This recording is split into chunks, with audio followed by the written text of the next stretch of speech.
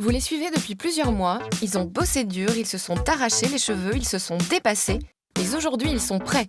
D'ici quelques minutes, vous connaîtrez le gagnant de la chaîne de l'innovation. Encore un peu de patience.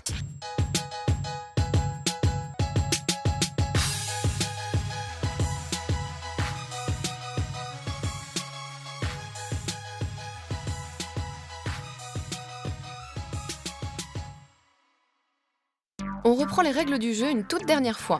3 équipes, 3 organisations partenaires et des consultants d'Accenture pour chapeauter ce petit monde. 4 mois pour élaborer le produit ou service du futur. Mais pas seulement, cette innovation doit s'accompagner d'un solide business case, d'un design de pointe, d'une présentation du tonnerre. Cette année, les équipes ont placé la barre très haut, on part voir ce que ça donne.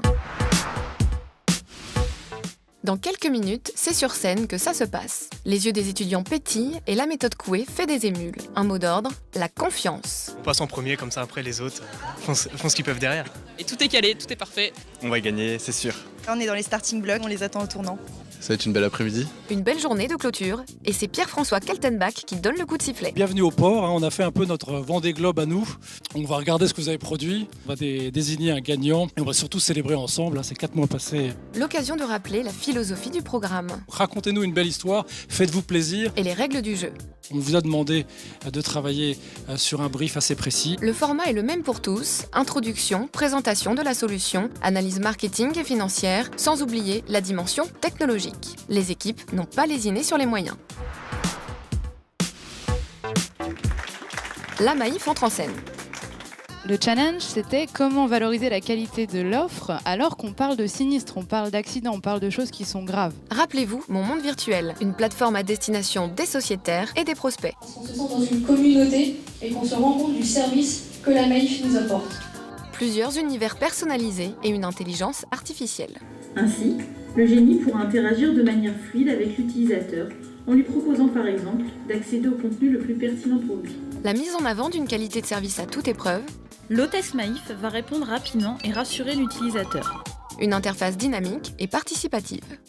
Dans cet espace, vous pouvez faire des demandes de modification de contrat qui vont être examinées par des conseillers. Donc c'est une manière simple, fluide et rapide de gérer votre contrat d'assurance.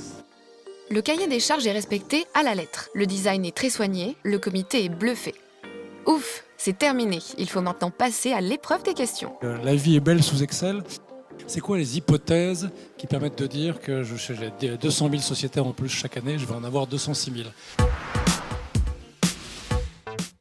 C'est au tour de Bouygues Télécom. Comment faire pour que les acteurs du réseau club Bouygues Télécom partagent leurs expertises et renforcent leurs compétences en permanence à travers différents moyens?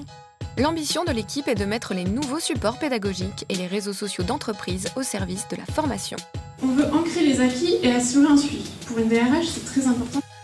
Il s'appuie sur des outils en plein essor. Les réseaux sociaux d'entreprise qui connaissent une croissance de plus de 42% et les Serious Games qui connaissent une croissance de plus de 47%. Une solution qui sera utilisable dans d'autres entreprises. Nous avons pensé à une stratégie de partenariat. Donc cela va nous permettre de devancer et de limiter la concurrence. Car il faut avant tout convaincre les investisseurs. Notre valeur actuelle nette sur 5 ans dépasse le million d'euros grâce à un revenu solide qui repose sur nos licences. Le business case est robuste, mais qu'en pense le comité ? Quels sont les sujets ou les natures de formation qui sont les plus concernés par cet outil ? La licence permet des mises à jour. Et donc nous, en fait, ce qu'on propose dans notre solution, c'est vraiment d'accompagner le client s'il le souhaite.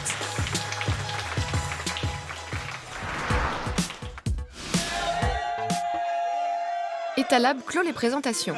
Comment permettre à une chaîne d'hôtels de fidéliser et mieux séduire sa clientèle en utilisant en temps réel les open data?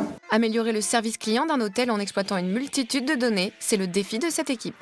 Curious Monkey a un positionnement unique. Curious Monkey, c'est ce petit singe qui va faciliter la vie des voyageurs d'affaires. Le marché du tourisme d'affaires en France, c'est 26 milliards de retombées économiques chaque année.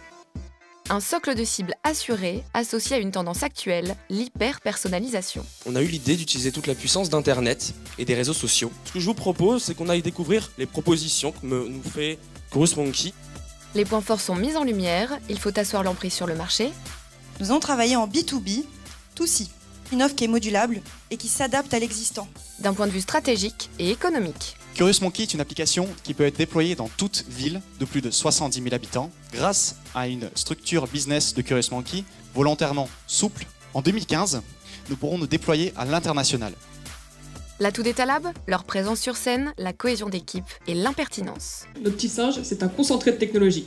Je vous refais pas la liste, on a du crowdsourcing, du machine learning, de l'analyse de sentiments. Pourquoi c'est polo? Pourquoi cette ambiance? Pourquoi cette équipe aussi soudée? Cela va-t-il suffire? Je ne sais pas si tout ce que vous racontez est vrai. On Et vous le dites avec un tel culot que probablement ça suffit.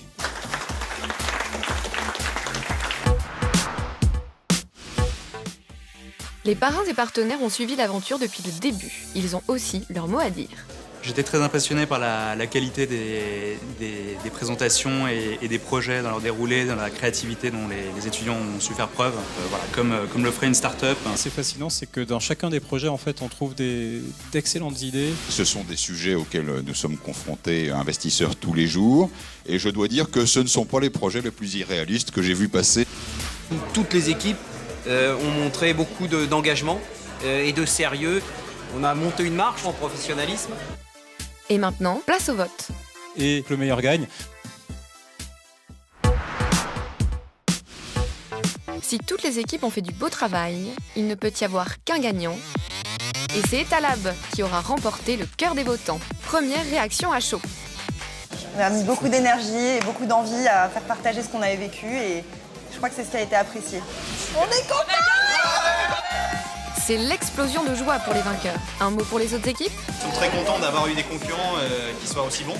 Recueillons aussi les impressions des équipes défaites. J'y ai vraiment cru jusqu'au dernier moment. Le suspense était vraiment là, le cœur qui battait. Et quand j'ai lu mon monde virtuel, j'ai fait d'accord, ok. Notre cliente est contente. Notre projet va vraisemblablement être implémenté et développé. Et ça, c'est ce qu'il faut retenir à mon sens. L'important c'est de participer, mais... Le fair play aura dominé cette compétition. Allez, un mot de la fin? Et maintenant, place à la teuf. C'est parti, allez.